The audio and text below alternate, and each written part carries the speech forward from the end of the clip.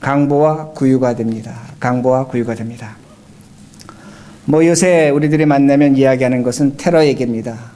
프랑스에서 2차례 연속적인 테러가 있었고, 지난주에는 캘리포니아의 샌버나디노에서 테러가 있었습니다.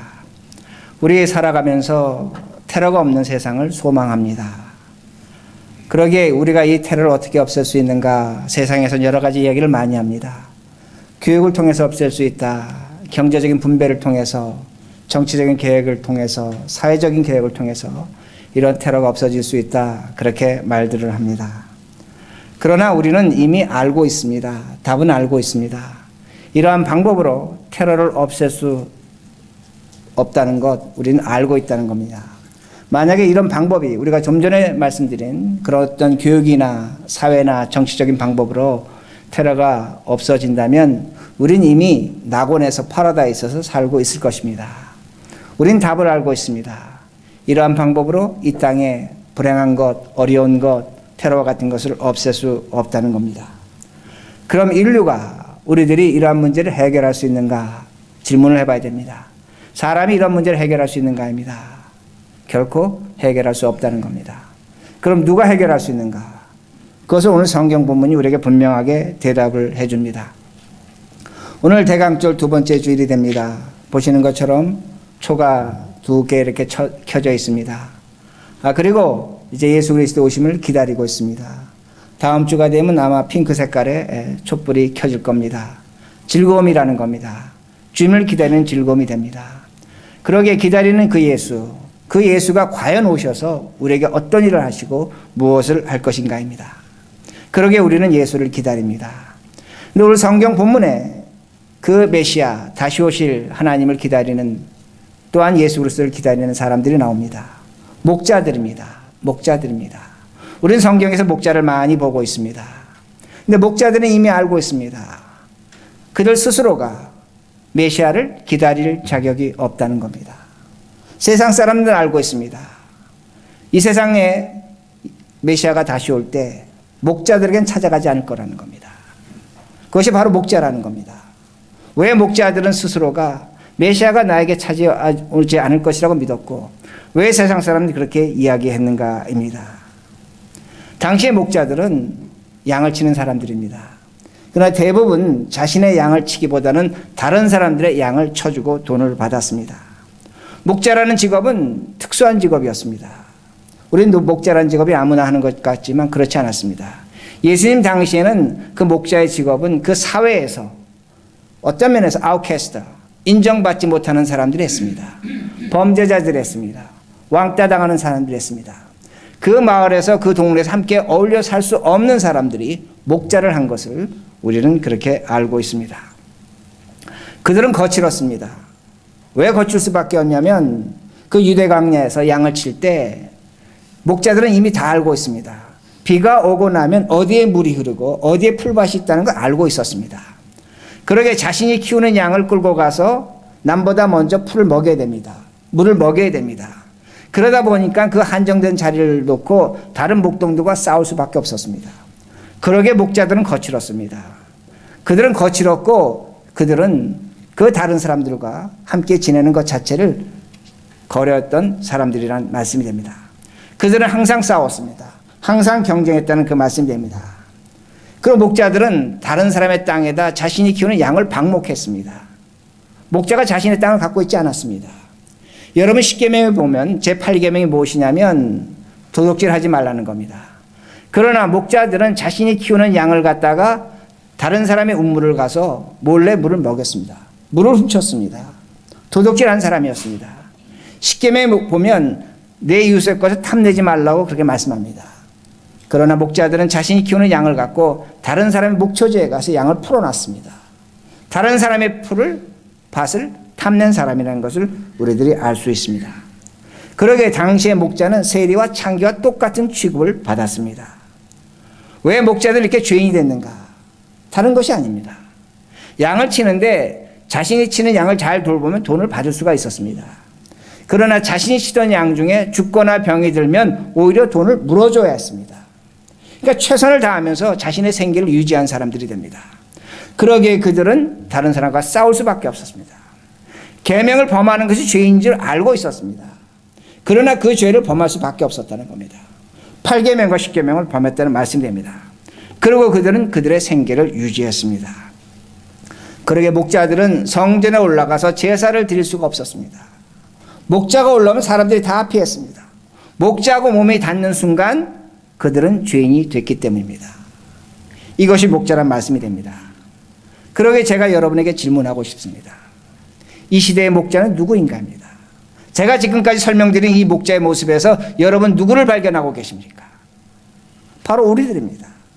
우리가 이 시대의 목자로 살고 있다는 겁니다. 오늘도 하나님께서 우리에게 맡겨진 사업이 있습니다. 직장이 있습니다. 자식들이 있습니다. 인간관계가 있습니다. 우리에게 맡겨진 것들이 있습니다. 여러분 이것 갖고 어떻게 사십니까? 최선을 다하며 살고 있다는 겁니다. 그러나 우리의 삶 속에 죄악이 드러나고 있습니다. 때로는 남의 것을 훔치기도 합니다. 때로는 남의 것을 탐내기도 한다는 겁니다.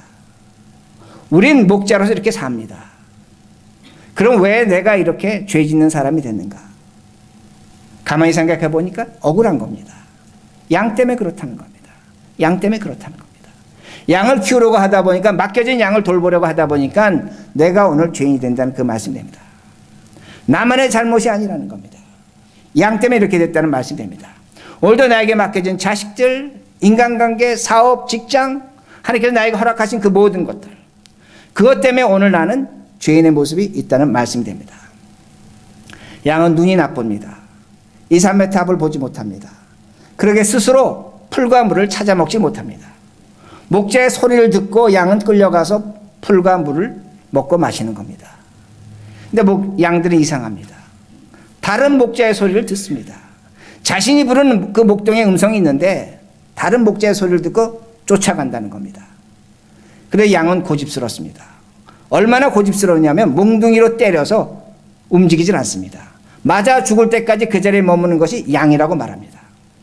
이것이 바로 양입니다. 오늘도 우리는 먹고 사는 일에 최선을 다합니다. 여러분들 중에 어떤 분들은 경험이 있습니다. 지식이 있습니다. 인생에 살아본 경험이 있고 그 겪은 일이 있기 때문에 누구보다 멀리 볼 수가 있습니다. 그 얘기를 얘기해 줍니다. 누가 믿어줍니까? 남편이 이렇게 저렇게 하자고 얘기합니다. 아내는 반대합니다. 자식들에게 이렇게 얘기하자고 합니다. 자식들은 부모의 말을 듣지 않습니다. 엄마 아버지가 뭘 하냐고 이 얘기가 먼저 돌아옵니다. 직장에서 선임자로서 이렇게 얘기합니다. 요새 부하 직원들은 선임자의 말 듣지 않습니다. 자신들이 왕입니다. 자신들이 고집을 갖고 있습니다. 그러기에 그들과 우리 사이에 다툼이 있습니다. 자식을 키우지만 부모로서 평생 죄인이 됩니다. 그 자식을 사랑하지만 맡겨진 자식이지만 키우다 보니까 다투는 겁니다. 싸우는 겁니다. 우리에겐 고집스러운 양들이 있다는 겁니다. 이 고집스러운 양들 때문에 우리는 분노하고 싸우고 있다는 말씀이 됩니다. 또한 양들은 애정의 표시로 만나면 서로의 몸을 부빕니다. 서로의 몸을 부빕니다. 근데 서로의 몸을 부빌 때 양들은 그 피부병이 전염됩니다. 사랑한다고 만난 겁니다. 좋다고 만난 겁니다. 근데 부벼댑니다. 병에 걸립니다. 목자가 띄워놓습니다. 근데 이 양이라는 짐승은 서로의 몸을 기대고 있습니다. 혼자 서 있지는 못합니다. 넘어집니다. 오늘 우리에게 맡겨진 사람들이 있습니다. 교인들이 있습니다. 여러분 친구들이 있습니다. 인간관계가 있습니다. 여러분 오늘 뭘 경험하고 계십니까? 그들과 함께 살아가지만 사랑한다고 말하지만 어느 한순간에 자신의 마음에 들지 않으면 우리에게 상처가 날아옵니다. 배신이 날아옵니다. 인간관계, 교회 안에서, 가정 안에서 상처를 주고받습니다. 친구 사이에서 상처를 주고받습니다. 이것이 오늘 이 시대의 우리의 모습이란 말씀이 됩니다. 그러기에 목자는 양 때문에 억울한 겁니다. 최선을 다해서 양을 돌보지만 그 양 때문에 죄인이 된다는 그 말씀이 됩니다. 이것이 우리의 모습이 됩니다. 오늘도 나의 맡겨진 사업, 인간관계, 직장, 주어진 일, 여러분이 최선을 다하며 살고 있지만 그 일 때문에 우리는 죄의 모습이 있다는 말씀이 됩니다. 그러나 목자는 양을 떠나지 못합니다. 오늘 8절 본문에 이렇게 말씀이 나옵니다. 그 지역의 목자들이 밤에 밖에서 자기 양떼를 지키더니 그 양 때문에 죄인이 됐습니다. 성전에 올라가지 못합니다. 예배를 드리지 못합니다. 정말로 버리고 싶은 양들이 됩니다. 그러나 그 양 때문에 밤에 바깥에서 잠을 자지 못하고 양을 지킵니다. 이것이 부모라는 겁니다. 이것이 우리라는 겁니다. 이것이 오늘 신자로 살아가는 우리들의 모습이 된다는 말씀이 됩니다. 그러나 억울합니다. 살다 보니 죄인이 됐다는 말씀이 됩니다. 그런데 9절에 이렇게 말씀이 나옵니다. 주의 사자가 곁에 서고 주의 영광이 그들을 두루 비추매 크게 무서워하는지라. 하나님이 이러한 목자를 찾아오십니다. 목자는 생각했습니다. 주님은 나를 찾아오지 않으실 거야. 나를 버리신 거야. 나는 죄인이야. 성전에 올라갈 수도 없어. 오늘도 나는 이 일 때문에 저 일 때문에 죄인이 됐어. 나 같은 사람이 어떻게 예수를 믿고, 나 같은 사람이 어떻게 구원을 받고, 나 같은 사람이 어떻게 신앙생활을 할 수 있는가. 스스로 자조하고 있습니다. 모든 걸 포기하고 있었습니다. 그러나 주님은 목자를 찾아가셨습니다. 그 목자를 만나주셨다는 겁니다. 죄인된 우리를 찾아오셨다는 겁니다. 그러기에 오늘도 우리가 하나님 만나는 방법이 무엇인가? 그 길이 무엇인가? 기도하는 것인가? 성경 보는 것인가? 중요합니다. 그럴 수 있습니다. 하나님께서 특별한 체험을 주실 수도 있습니다. 그러나 오늘 나에게 주어진 그 양들, 오늘도 나를 죄짓게 하는 그 양들, 오늘도 나를 어렵게 하는 그 양들, 그들과 함께 머무는 겁니다. 버리지 않는 것입니다. 그때 하나님은 찾아오신다는 말씀됩니다. 그러게 10절과 14절에 이렇게 말씀합니다. 천사가 이르되 무서워하지 말라. 보라, 내게 온 백성에게 미칠 큰 기쁨의 좋은 소식을 너에게 전하노라. 천사가 말합니다. 큰 기쁨의 소식이 있다는 겁니다. 기뻐할 일이 있다는 겁니다. 목자들아 들으라는 겁니다. 11절에 이렇게 말씀이 나옵니다. 오늘 다윗의 동네에 너희를 위하여 구주가 나셨으니 곧 그리스도 주시니라. 구주가 나셨습니다. 세이비어, 구세주가 나셨다는 겁니다. 그리스도 주가 오셨다고 말씀합니다. Christ the Lord, 하나님이 오셨다는 겁니다. 그러니까 지금 목자들이 얘기하는 겁니다. 기뻐하라는 겁니다. 즐거워하라는 겁니다. 하나님이 태어나셨다는 겁니다. 이사서 9장 6절은 그 하나님을 이렇게 얘기합니다. 이는 한 아기가 우리에게 낳고 한 아들을 우리에게 주신 바 되었는데 그의 어깨에는 정사를 메었고 그의 이름은 기묘자라, 모사라, 전능하신 하나님이라, 영존하신 아버지라, 평강의 왕이라 할 것입니다. 천사는 목자들에게 얘기합니다. 목자들아 기뻐해라, 찬송해라. 하나님이 오셨다. 영원하신 하나님이 오셨다. 놀라운 건 뭔지 아십니까? 목자들이 기뻐하지 않습니다. 성경 잘 보셔야 됩니다. 목자들은 기뻐하지 않는다는 겁니다. 그 이유가 12절에 나옵니다. 너희가 가서 강보에 쌓여 구에 누워있는 아기를 보리니 이것이 너에게 표적이니라 하더니, 바로 이 말씀 때문에 목자는 기뻐할 수가 없습니다. 하나님이 오셨습니다. 영원하신 하나님이 나타나셨습니다. 근데 그 아기는 어디에 누워있냐면 구유에 누워있습니다. 강보에 쌓였습니다. 그리고 이것이 표적이라고 말씀합니다. 시메온, 사인이라고 말씀합니다. 기적이라고 말씀합니다. 목자들은 기가 막혔을 겁니다.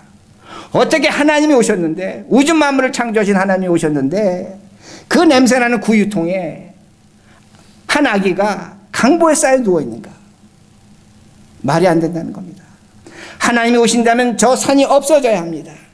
하늘이 두 쪽 나야 됩니다. 바닷물이 말라버려야 됩니다. 그러면 하나님이 오신 건 믿을 수가 있습니다. 근데 목자들은 믿을 수가 없습니다.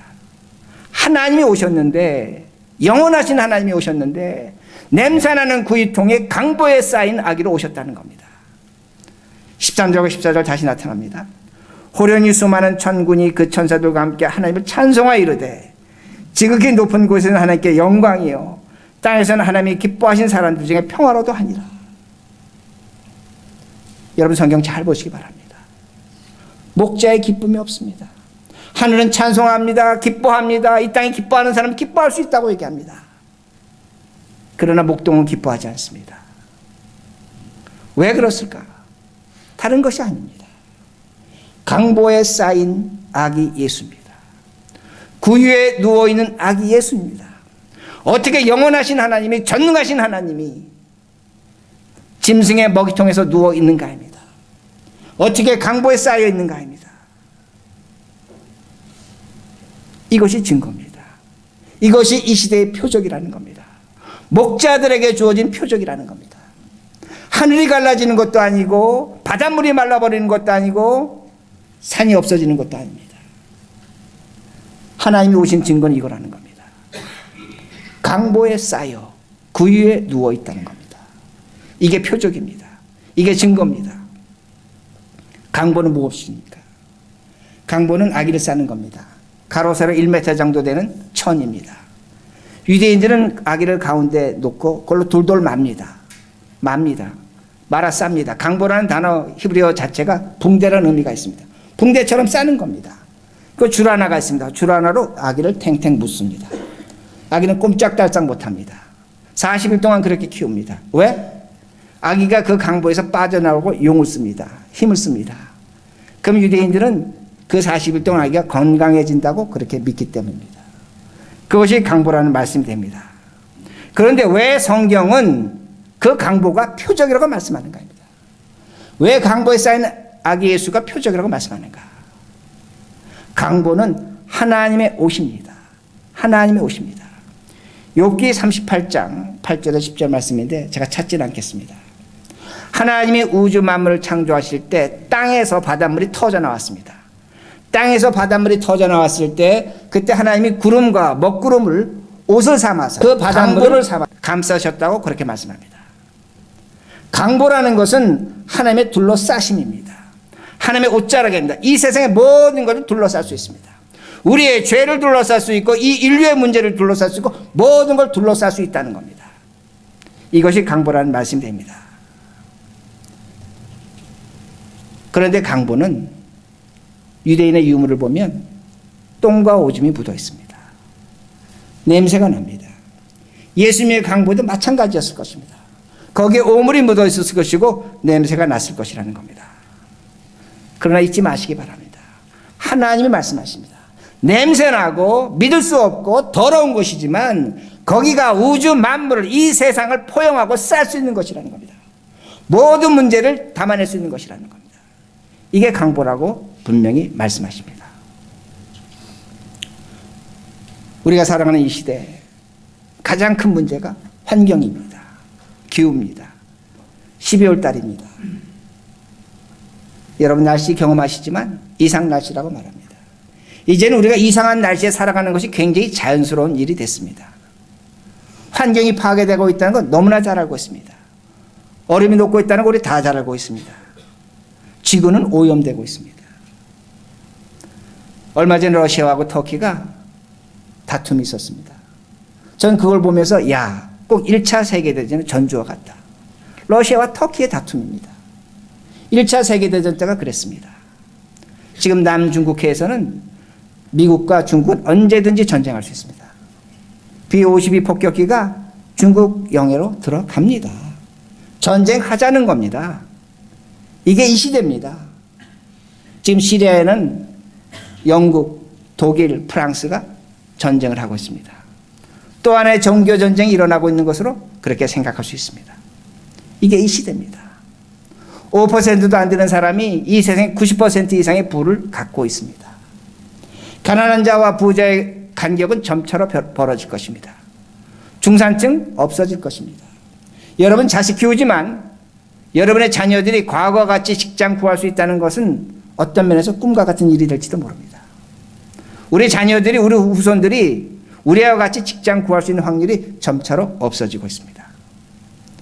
미국의 백악관, 연방정부 의회를 국민의 반 이상이 불신하고 있습니다. 믿지 못하고 있습니다. 왜 이런 일들이 일어나고 있습니까? 왜 인간은 이렇게 살아가고 있는가입니다. 이유는 한 가지입니다. 계몽주의 이후로 인간은 하나님의 말씀을 버렸습니다. 떡으로만 살 수 있다고 믿은 겁니다. 떡으로만 살 수 있다고 인간은 생각했습니다. 그러기에 그 떡을 만들어내기 위해서 과학과 기술을 발전시켰습니다. 산업혁명을 이루었습니다. 엄청난 떡을 만들어냈습니다. 그러나 그렇게 많은 떡을 만들어냈지만 인간들은 나눠 먹지 않았습니다. 그러기에 프랑스 혁명이 났습니다. 러시아 혁명이 났습니다. 수많은 사람들이 죽었습니다. 1차, 2차 세계대전이 일어났습니다. 인간이 가장 비인간화된 전쟁이 됩니다. 유대인 600만을 죽였습니다. 그걸 죽이고서도 파리 새끼 목숨 하나 여기지 않았다는 겁니다. 이것이 이 시대라는 겁니다. 이제는 핵무기 단추 하나 들으면 이 세상은 끝장이 난다는 말씀이 됩니다. 인터넷이 우리를 지배합니다. 여러분의 자녀를 지배하는 건 여러분 아닙니다. 제가 이번에도 어떤 분 만났습니다. 잠깐 사이에 말합니다. 인터넷 때문에 못 살겠다는 겁니다. 방에 들어오면 안 나온다는 겁니다. 인터넷 때문에 사람과 사람의 간격이 벌어지고 있습니다. 오늘 우리가 살아가는 생활 양식, 방법, 물건 사는 것 다 바뀌고 있습니다. 다 바뀌고 있습니다. 이제는 차도 무인 자동차입니다. 10년 안에 노동자의 반이 로봇으로 대체될 것입니다. 이제 우리가 병원 가면 로봇가 나옵니다.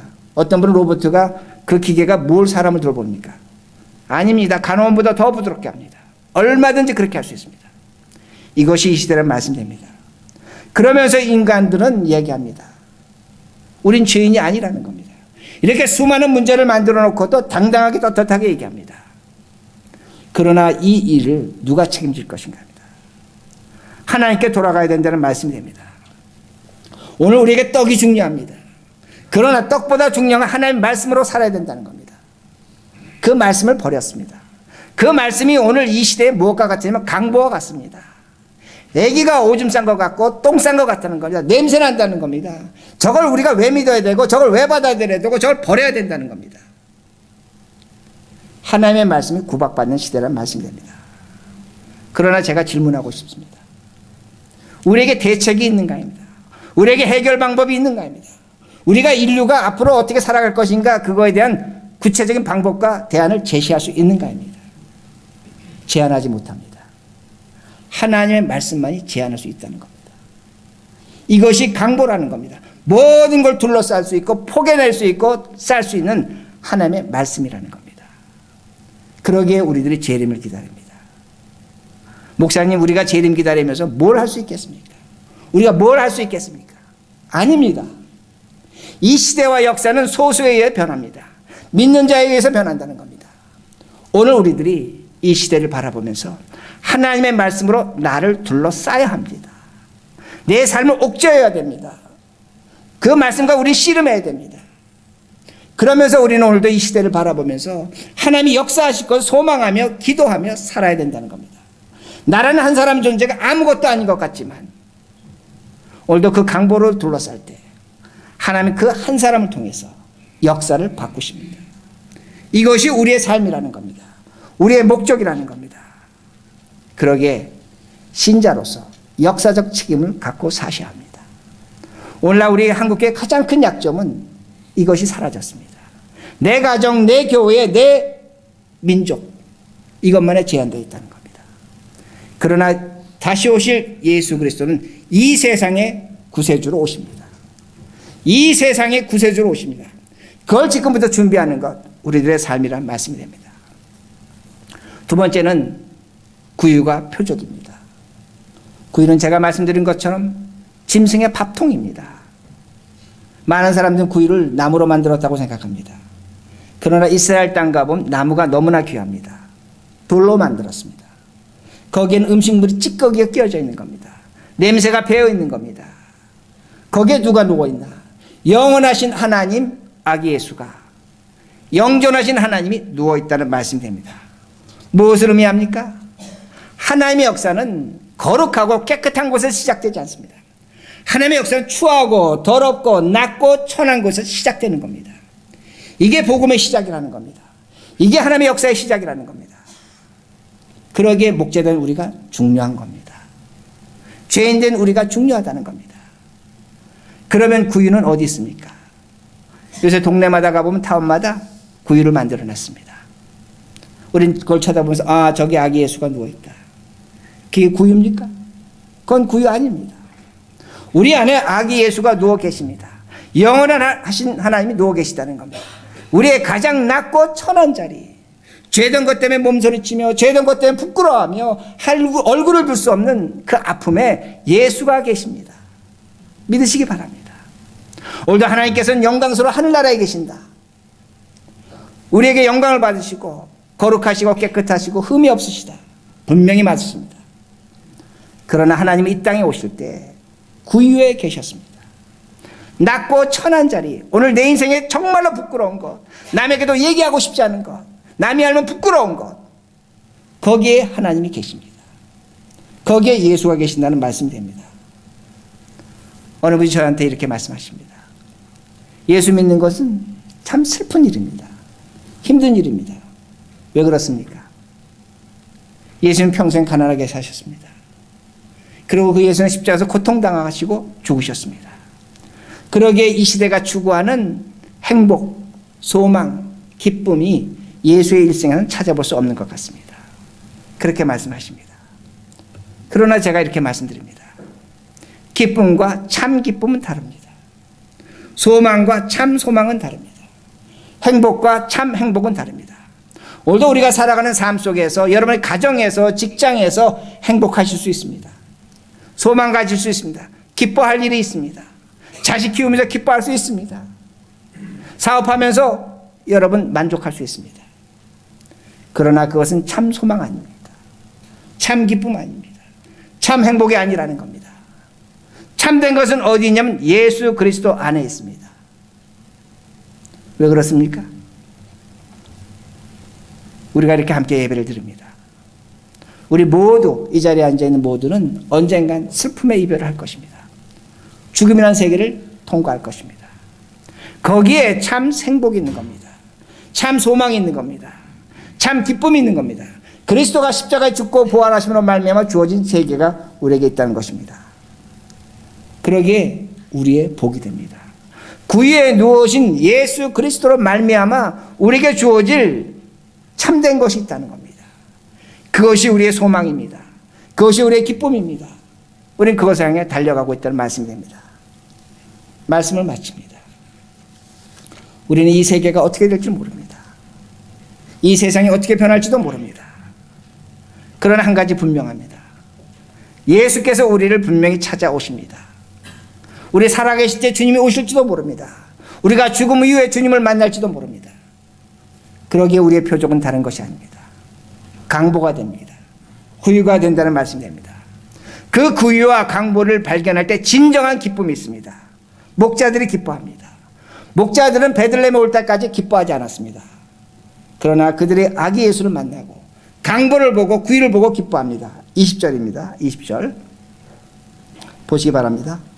목자들은 자기들에게 이르던 바와 같이 듣고 본 그